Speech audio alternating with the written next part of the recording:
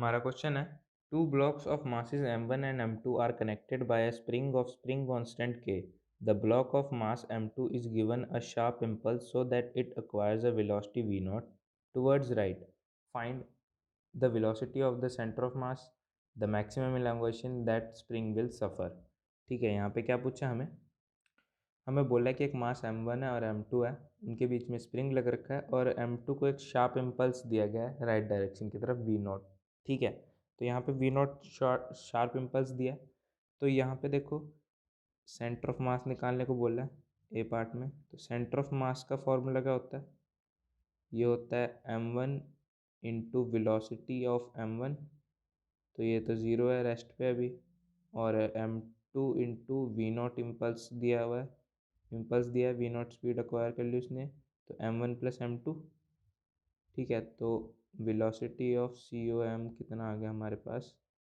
m2 v0 upon m1 plus m2। ठीक है, तो ये आ गया। अब हमें क्या पूछा है? अब बी पार्ट में पूछा मैक्सिमम इलॉन्गेशन कितनी है उसकी। ठीक है, मैक्सिमम इलॉन्गेशन कितनी है? अब जब इसने इसको इम्पल्स दिया तो इसको v0 वेलोसिटी एक्वायर होगी, है ना। तो ये क्या करेगा, ये जाएगा इसमें, ये तो जाएगा, स्प्रिंग स्ट्रेच होगी, तो एक मैक्सिमम वैल्यू तक स्प्रिंग स्ट्रेच होगी। उसके बाद क्या होगा, इस पर भी कुछ मोमेंटम आ जाएगा, उसके बाद ये भी इसके साथ साथ चलने लगा। मतलब स्प्रिंग ऐसे स्ट्रेच हो जाएगी मैक्सिमम, ये स्प्रिंग स्ट्रेच हुई, उसके बाद ऐसे ऐसे चलने लगे दोनों मास। मतलब ये थे ऐसे, इसको शार्प इम्पल्स मिला, ये ऐसे चलने लगा, स्प्रिंग स्ट्रेच हुई, अब इसके बाद और नहीं हो सकती, तो ऐसे साथ साथ चलने लगी।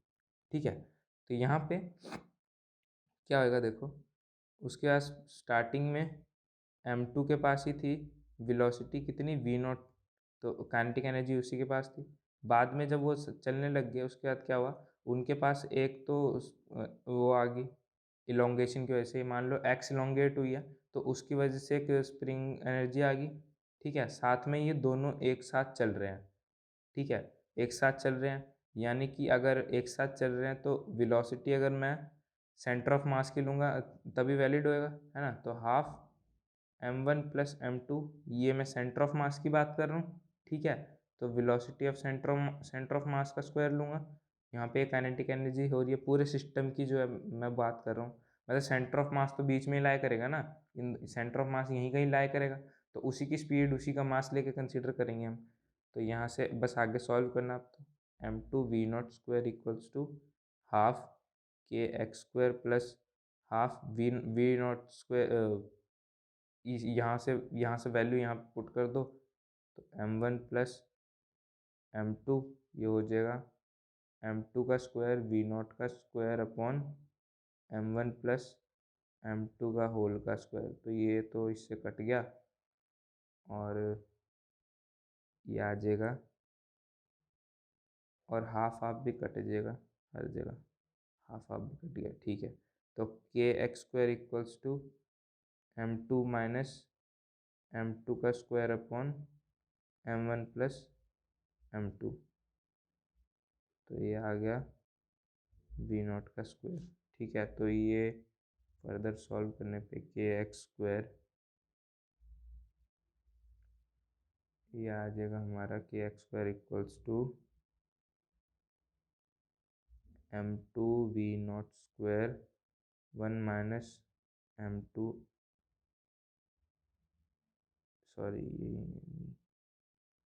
इतना ही है, m2 m1 प्लस m2। ठीक है, तो LCM लेने के बाद k x square m2 v0 square m1 plus m2 minus m2 upon m1 plus m2, तो हमारा आ जाएगा ये x square equals to m1 plus m2, sorry ये ऐसे नहीं आएगा, x square equals to m1 m2 v0 square upon k m1 plus m2।